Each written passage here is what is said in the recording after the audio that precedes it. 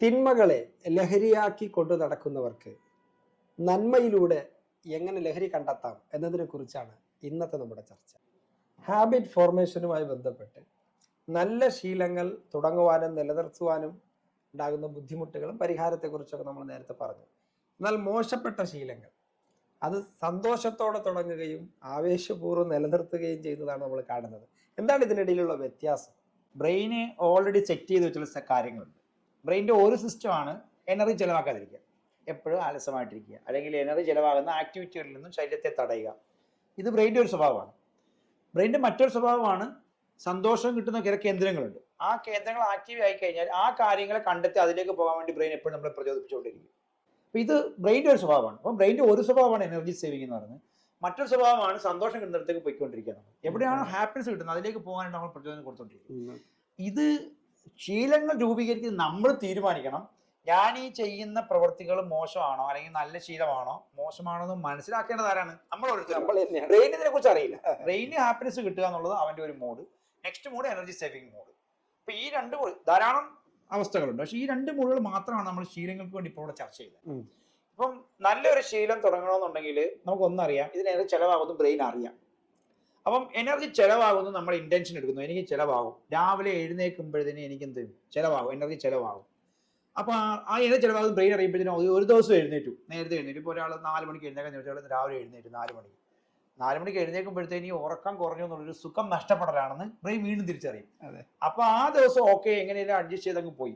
പിറ്റേ ദിവസം ഈ 4 മണിക്ക് അലാം അടിക്കുമ്പോൾ എന്ത് ചെയ്യും? പെയ്യെ ഇതങ്ങ് ഓഫ് ചെയ്യും. കാരണം എന്താണ്? സുഖം നഷ്ടപ്പെടുമെന്ന് ബ്രെയിൻ തിരിച്ചറിഞ്ഞിട്ട് നമ്മളെ കൊണ്ടത് പെട്ടെന്ന് എന്ത് ചെയ്യാണ്? ആ സുഖം നിലനിർത്താൻ വേണ്ടിയിട്ട്, ഉറക്കത്തിന് സുഖം നിലനിർത്താൻ വേണ്ടിയിട്ട് ഈ ആക്ടിവിറ്റി എന്ത് ചെയ്യും? പെട്ടെന്ന് ഇത് ഓഫ് ചെയ്യും. അവൻ എഴുന്നേക്കില്ല. എനർജി ചെലവായില്ല, ഉറക്കത്തിന് സുഖം കിട്ടിയില്ല. രണ്ടും എന്ത് ചെയ്തു? ബ്രെയിൻ ഹാപ്പി ആയി. ഇത് ശീലമായി. ഇത് അങ്ങ് ശീലമാവും. കാരണം എപ്പോഴും അലാം അടിക്കും, ഓഫ് ചെയ്യും. അപ്പൊ എന്തായി? നമ്മൾ നല്ലൊരു ശീലത്തിന് വേണ്ടി ചെയ്ത അലാം ഒരിക്കലും എന്ത് ചെയ്യുന്നില്ല, അവന്റെ വേക്കപ്പിലേക്ക് കൊണ്ടുവരുന്നില്ല. അപ്പൊ ഇതൊരു മോശം ശീലമാണ്. അലാം അടിക്കും, ഓഫ് ചെയ്യും. ഇതൊരു മോശം ശീലമാണല്ലോ. ഈ മോശം ശീലം എങ്ങനെ മാറ്റാൻ പറ്റും? അപ്പൊ ഇവിടെ ചെയ്യുന്നത് നമ്മൾ മുമ്പത്തെ ദിവസം സംഭവിച്ച കാര്യത്തെ തീരുമാനിച്ചതിന് ശേഷം രാത്രി തീരുമാനിക്കുകയാണ്, എന്റെ കൈയുടെ അടുത്ത് അലാം ഉള്ളത് കൊണ്ടാണ് ഇത് ഓഫ് ആകുന്നത്. അതുകൊണ്ട് ഇതെന്ത് ചെയ്യണം? ഇച്ചിരി ദൂരെ വെക്കണം എന്ന് തീരുമാനിച്ചത് എന്തായി? അത് കമ്പൽസറി ടെക്നിക്കാണ്. കാരണം എന്തായാലും എനിക്ക് എഴുന്നേറ്റേ പറ്റുള്ളൂ എന്നുള്ളത് വന്നാൽ നമ്മൾ എന്ത് ചെയ്യും? കിടക്കയിൽ നിന്ന് എഴുന്നേക്കാതെ ഈ അലാം ഓഫ് ചെയ്യാൻ പറ്റില്ല. അപ്പം തലച്ചോറിന് എന്തായി? ഈ അലാം കേൾക്കുന്നത് ഇഷ്ടമല്ല, അലാം അടിച്ചുകൊണ്ടിരിക്കുന്നത് ഇഷ്ടമല്ല. ഇല്ലെങ്കിൽ അടുത്തുള്ളവർക്ക് അത് മോശമാകും നമുക്ക് തോന്നുമ്പോഴത്തേനും അത് നമ്മൾ ബ്രെയിൻ ഇഷ്ടപ്പെടുന്നു. അപ്പൊ എന്ത് ചെയ്യും? നമ്മൾ എഴുന്നേക്കാൻ വേണ്ടി നമ്മൾ എഴുന്നേറ്റിട്ട് എന്ത് ചെയ്യും? എഴുന്നേക്കുന്നതോടുകൂടി എന്തായി? ഇവന്റെ ഈ പറയുന്ന ആ ഒരു എഴുന്നേക്കാന്നുള്ള എനർജി കിട്ടിക്കഴിഞ്ഞു. അതോടുകൂടി എന്തായി? അവൻ എല്ലാ 2 ദിവസവും എന്ത് ചെയ്ത് കഴിയുമ്പോൾ ബ്രെയിൻ മനസ്സിലാവും വലിയ നഷ്ടമൊന്നുമില്ല എന്നുള്ള തിരിച്ചറിവ് ബ്രെയിൻ കിട്ടിയിട്ട് അത് സന്തോഷമായിട്ട് മാറുന്നു. അപ്പൊ എന്താ? ആദ്യം ബ്രെയിൻ സംശയിച്ച ഒരു കാര്യം എനിക്ക് സന്തോഷം നൽകുന്ന കാര്യമാണെന്ന് ബ്രെയിനിന് നമ്മൾ എന്ത് ചെയ്യണം? കണ്ടിന്യൂസ് ആയിട്ട് കൊടുത്ത് പഠിപ്പിച്ചെടുക്കുക. ഇവിടെയാണ് ഈ എനർജി സേവിങ് മോഡിനെയും ഹാപ്പി മോഡിനെയും നമ്മൾ എന്ത് ചെയ്യണം? ബ്രെയിനെ ട്യൂൺ ചെയ്തെടുക്കണം. ഇതിനെ ട്യൂണിങ് എന്ന് പറയാം. ഇത് ദിവസവും നമ്മൾ കമ്പൾസീവ് ആയിട്ട് ഈ മൊബൈൽ മാറ്റി വെക്കുക, അല്ലെങ്കിൽ ഈ അലാം മാറ്റി വെക്കുന്നു. നമ്മൾ എഴുന്നേറ്റ് എനർജി ചെലവാക്കണമെന്ന് തന്നെയുള്ള ഒരു മൂഡ് വരുമ്പോഴത്തേതായി ബ്രെയിൻ അതിനായിട്ട് പൊരുത്തപ്പെടും. ഇങ്ങനെയാണ് നമ്മൾ വേക്കപ്പ് എന്ന് പറയുന്ന ഒരു സാധനത്തെ എന്ത് ചെയ്യേണ്ടത്? സെറ്റ് ചെയ്യേണ്ടത്. ഇനി അല്ല, ടൂറിന് പോകാൻ പോകണം. രാവിലെ 7 മണിക്ക് എഴുന്നേക്കുന്ന കുട്ടിയാണ്. പക്ഷേ ടൂറിന് പോകണം 3:30 മണിക്ക് എഴുന്നേക്കാൻ 5 മണിക്ക് വണ്ടി വരും, 3:30. ആ കുട്ടി ഉറങ്ങൂല. അല്ലെങ്കിൽ 2 മണിക്ക് അലാറം നോക്കിക്കുക അമ്മേ. കാരണം ബ്രെയിൻ ഓൾറെഡി ഈ ടൂറിന് പോയതിനെ കുറിച്ചുള്ള കഥകൾ കേട്ടോ അല്ലെങ്കിൽ മുമ്പുള്ള ടൂറിന്റെ അനുഭവങ്ങളോ ബ്രെയിൻ സെന്ററിൽ എന്തുണ്ട്? ഹാപ്പിനെസ് ഇങ്ങനെ കറങ്ങിക്കൊണ്ടിരിക്കുകയാണ്. അപ്പൊ എന്ത് ചെയ്യും? ഇതിലേക്ക് പോകാൻ വേണ്ടി ബ്രെയിൻ ഉറങ്ങാൻ അനുവദിക്കില്ല. കാരണം ഉറക്കം പോലും കളഞ്ഞു കുട്ടി എന്ത് ചെയ്യും? അവിടെ എഴുന്നേക്കുന്നുണ്ട്. അപ്പം പഠിക്കാനെന്ന് പറഞ്ഞാൽ എഴുന്നേക്കാത്ത കുട്ടി ടൂറിന് വന്നാൽ എഴുന്നേക്കുന്ന ശീലം അതുകൊണ്ടാണ്. അപ്പൊ ബ്രെയിൻ ഓൾറെഡി എന്ത് ചെയ്യുന്നുണ്ട്? ഹാപ്പിനെസ്സിനെ ഇഷ്ടപ്പെടുന്നുണ്ട്. അതിന്റെ അനുഭവങ്ങൾ എന്ത് ചെയ്യുന്നുണ്ട്? അയവർക്കപ്പെടുന്നുണ്ട്. അതുകൊണ്ട് ബ്രെയിൻ പറയും എഴുന്നേറ്റുള്ളൂ എഴുതും. അപ്പൊ ഒരു മടിയില്ലാതെ കുട്ടി എഴുതും, ഒരു ഉറക്കച്ചോടും ഇല്ല, ഒരു ക്ഷീണവും ഇല്ല, ഒന്നുമില്ലാതെ എഴുന്നേക്കും. പഠിക്കാൻ പറഞ്ഞാലോ ഇതെല്ലാം നെഗറ്റീവ്. അപ്പം ബ്രെയിനിന്റെ ഈ 2 പവറുകളെ എന്ത് ചെയ്യണം? തിരിച്ചറിയണം. ഹാബിറ്റ് ഫോർമേറ്റ് ചെയ്യുന്ന ആൾ 2 കാര്യങ്ങൾ തിരിച്ചറിയണം. എനർജി സേവിങ് മോഡും ഉണ്ട്, അതുപോലെ തന്നെ ഹാപ്പിനെസ് മോഡും ഉണ്ട്. ഈ രണ്ടിനെ ബാലൻസ് ചെയ്തുകൊണ്ട് പോകാൻ ശ്രമിക്കുകയാണെങ്കിൽ നമുക്ക് ഏത് ഹാബിറ്റും, മോശം ഹാബിറ്റുകളെ നമുക്ക് ഒഴിവാക്കാനും കഴിയും, നല്ല ശീലങ്ങൾ നമുക്ക് രൂപപ്പെടുത്താനും കഴിയും. കുട്ടികളുടെ ടൂറുമായി ബന്ധപ്പെട്ട് മാഷ് പറഞ്ഞത് വളരെ രസകരമായ ഒരു ഉദാഹരണമാണ്. പെട്ടെന്ന് നമുക്ക് മനസ്സിലാവും.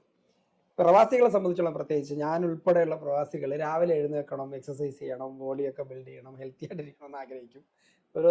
ചിലപ്പോൾ 2 ദിവസം എഴുന്നേക്കും, 3ന്റെ അന്ന് വീണ്ടും ഈ മാഷ് പറഞ്ഞതുപോലെ അലാറം ഓഫ് ചെയ്തിട്ട് കിടന്നുറങ്ങും. ഇതെങ്ങനെയാണ് നമുക്ക് മറികടക്കാൻ കഴിയുക? പ്രവാസികൾക്കെന്ന് മാത്രമല്ല, എല്ലാവർക്കും ഉപകരിക്കുന്ന ഒരു ചോദ്യമാണ് ഇപ്പോൾ ചോദിച്ചത്. ഇപ്പൊ എക്സസൈസിനെ കുറിച്ച് നമ്മൾ പറയാം. അപ്പൊ ഈ എക്സസൈസ് എന്ന് പറയുന്ന ഒരു പ്രോസസ്സിനെ കുറിച്ച് ചിന്തിക്കുമ്പോൾ തന്നെ ബ്രെയിന് കണക്കാക്കുന്നത് വളരെ എനർജി ചിലവാകുന്ന ഭയങ്കര വിഷമമുള്ള കാര്യമാണ്. രാവിലെ ഇരുന്ന് ഉറക്കം നഷ്ടപ്പെടുന്ന കാര്യമാണ്. സുഖമൊക്കെ പോകുന്നത്, വെറുതെ ആലസ്യമായിട്ടിരിക്കാനുള്ള ആ ഒരു അവസ്ഥയൊക്കെ നഷ്ടപ്പെടുന്ന കാര്യമാണ്, വിയർക്കും. അപ്പോൾ ഒരു നെഗറ്റീവായിട്ടുള്ള ഒരു ചിന്തയായിരിക്കും അവിടെ ബ്രെയിൻ എന്ത് എപ്പോഴും ഓൾറെഡി നമ്മൾ സെറ്റ് ചെയ്ത് വെച്ചിരിക്കുന്നതാണ്. കമ്പ്യൂട്ടറിൽ അങ്ങനെ ഫീഡ് ചെയ്തിരിക്കുകയാണ് ബ്രെയിൻ. അപ്പൊ ഈ ഒരു ചിന്തയാണ് വരുന്നതെങ്കിൽ സ്വാഭാവികമായിട്ട് അവിടെ സംഭവിക്കുന്നത് എന്ത് ചെയ്യും, അവിടെ എനർജി സേവിങ് കൂടെ ഓണാവും. സുഖം കിട്ടുന്നില്ല എന്നൊരു അവസ്ഥ കൊണ്ടുവന്നിട്ട് എന്തെങ്കിലും ഒരു കാരണം കണ്ടുപിടിക്കും. എന്നിട്ട് രാത്രി താമസിച്ചാണ് ഉറങ്ങിയത്, ഉറക്കം വളരെ അത്യാവശ്യമാണ്, അതുകൊണ്ട് കുറച്ചും കൂടെ എന്ത് ചെയ്യണം, ഇന്ന് ഉറങ്ങാം എന്നുള്ള ഒരു ചിന്ത കൊണ്ടുവരും. ആ ചിന്ത വെച്ച് എന്ത് ചെയ്യും, നമ്മൾ ഉച്ചയൂടെ കിടക്കാൻ തീരുമാനിക്കും. അതുകൊണ്ട് അവിടെ എക്സസൈസ് അവിടെ അവസാനിക്കും. അങ്ങനെ ഓരോ ദിവസവും ബ്രെയിൻ എന്ത് ചെയ്യും, ഓരോ തന്ത്രങ്ങൾ നമ്മളോട് പറഞ്ഞിട്ട് ഇതിങ്ങനെ പ്രോക്രാസ്റ്റിനേറ്റ് ചെയ്യും. ഈ പ്രോക്രാസ്റ്റിനേഷൻ മാറ്റി വെക്കുക എന്ന് പറഞ്ഞ ഈ സാധനമാണ് പലപ്പോഴും പ്രവാസികളെന്നല്ല എല്ലാവരെയും എക്സസൈസ് ചെയ്തതിൽ നിന്ന് തടയുന്നതിന് കാര്യം.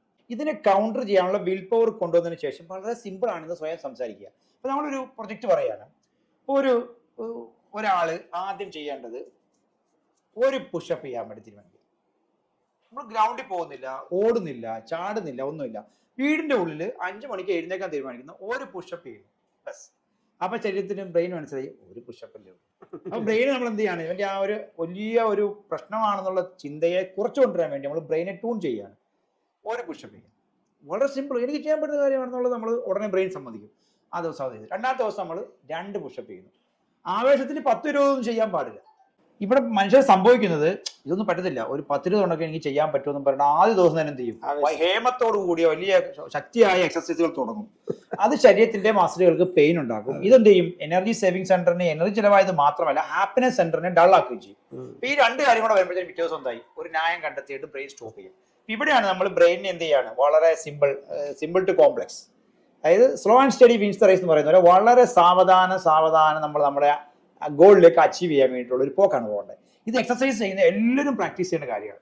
ഇവിടെ വളരെ കൃത്യമായ ഒരു അജണ്ട ഉണ്ടാണ്. അപ്പൊ നമ്മൾ ഒരു മാസത്തേക്ക് നമ്മൾ ബ്രെയിനെ ട്യൂൺ ചെയ്യാൻ വേണ്ടിയിട്ട്, കാരണം ഇത് ലൈഫ് ലോങ് പ്രോസസ് ആണ് എക്സസൈസ് എന്ന് പറയുന്നത്, ഇത് നിർത്തേണ്ട ഒരു കാര്യമല്ല. അപ്പം വളരെ സാവധാനത്തോടു കൂടി ഒരു ബേസ്മെന്റ് നമ്മൾ ക്രിയേറ്റ് ചെയ്യാനുള്ളതാണ്. അപ്പം ഓരോ ദിവസം ഓരോ പുഷപ്പ് എന്ന് പറയുമ്പോൾ 10 ദിവസം 10 പുഷപ്പായി, 20ാമത്തെ ദിവസം 20 പുഷപ്പിലേക്ക് അവന്റെ ബോഡിയും മൈൻഡും ഒരേപോലെ എന്ത് ചെയ്യുന്നുണ്ട്, ട്യൂൺ ചെയ്തെത്തുന്നുണ്ട്. അപ്പൊ പ്രവാസിക്ക് ചെയ്യാൻ കഴിയുന്നത് ആദ്യം വളരെ ചുരുങ്ങിയ രൂപത്തിൽ ചെയ്യുള്ളൂ എന്നുള്ള ടോക്കിംഗ് കൊണ്ടുവന്ന് ബ്രെയിനെ സമാധാനിപ്പിച്ച് പ്രാക്ടീസ് ചെയ്യിപ്പിക്കുക. ഈ പ്രാക്ടീസ് ആണ് നമ്മൾ എന്ത് ചെയ്യുന്നത്, ഈ ഒരു അവസ്ഥയിലേക്ക് എത്തിക്കുക. ഇത് തീർച്ചയായിട്ടും എന്ത് ചെയ്യുന്നു, വലിയൊരു സക്സസിലേക്ക് നമ്മൾ എത്തിക്കുകയും ചെയ്യും. ഇനി രണ്ടാമത്തെ കാര്യം എന്ന് പറയുന്നത്, കൂടെ ഒരു പാർട്ണർ എന്ത് ചെയ്യുക എക്സസൈസിന് വേണ്ടി ചെയ്യും. അതും അവർ ഇതേ വൈബ്രേഷൻ ഉള്ളവരായിരിക്കണം. ഒരാൾ 100 എണ്ണം ചെയ്യും, ഒരാൾ 10 എണ്ണം, അങ്ങനെ പറ്റില്ല. രണ്ടുപേരും ഒരേ വൈബ്രേഷൻ ഉള്ളവരാകുമ്പോൾ രണ്ടുപേരും ഒരെണ്ണം ചെയ്ത് നിർത്തുന്നു, രണ്ടാമത്തെ ദിവസം രണ്ടുപേരും 2 എണ്ണം ചെയ്ത് നിർത്തുന്നു. അപ്പൊ എന്തായി, ഒരു കോമ്പിനേഷൻ അവിടെ വരും. രണ്ടാമതൊരു മോട്ടിവേഷൻ വരും. കാരണം നമ്മൾ എന്തെങ്കിലും കാരണം മടിച്ചാൽ തന്നെ ഈ സുഹൃത്തോ അല്ലെങ്കിൽ എന്റെ വീട്ടിലുള്ളവരോ വീണ്ടും നമ്മൾ ക്ഷണിക്കുന്നു. അപ്പൊ നമ്മൾ എന്ത് ചെയ്യുന്നു, അറിയാതെ നമ്മൾ മോട്ടിവേറ്റ് ആക്കപ്പെടുന്നു. അപ്പൊ ഇങ്ങനെ എന്ത് ഒരു കമ്പനിയോടുകൂടി ഒരു എക്സസൈസ് സ്റ്റാർട്ട് ചെയ്താൽ വളരെ സക്സസ്ഫുൾ ആയിട്ട് നമുക്ക് കണ്ടിന്യൂ ചെയ്യാൻ കഴിയും. ഇങ്ങനെയുള്ള ചില തന്ത്രങ്ങൾ ഉപയോഗിച്ച് എനർജി സേവിങ് മൂഡുള്ള ഈ ഹാപ്പിനെസ് സെന്ററുള്ള ബ്രെയിനെ നമ്മൾ ട്യൂൺ ചെയ്തെടുക്കുന്നതാണ് ഈ ട്യൂണിങ്, എക്സസൈസ് ട്യൂണിങ് എന്ന് പറയുന്ന സംവിധാനം. ഇതിന് ഒരാളുടെ ശരീരഘടന, അദ്ദേഹത്തിന്റെ പ്രായം, അദ്ദേഹത്തിന്റെ ജോലി സമയം, ഇതൊക്കെ എന്ത് ചെയ്യും, നമ്മൾ പരിഗണിക്കുകയും അതനുസരിച്ചുള്ള ഒരു ഷെഡ്യൂൾ തയ്യാറാക്കുകയും ചെയ്യണം. ബ്രെയിന് പ്രശ്നം ഉണ്ടാക്കുന്ന, പെയിൻ ഉണ്ടാക്കുന്ന തീരുമാനങ്ങളാണ് പലപ്പോഴും എടുക്കുക. അത് പ്രാക്ടിക്കലായിട്ട് നടപ്പിലാക്കാൻ കഴിയാതിരിക്കുന്നു. അതോടുകൂടി നമ്മുടെ ഹാബിറ്റ് എന്ത് ചെയ്യുന്നു, അവിടെ അവസാനിക്കുകയും ചെയ്യുന്നു. ഇതാണ് നമുക്ക് എക്സസൈസിൽ പരാജയം സംഭവിക്കാനുള്ള പ്രധാന കാരണം.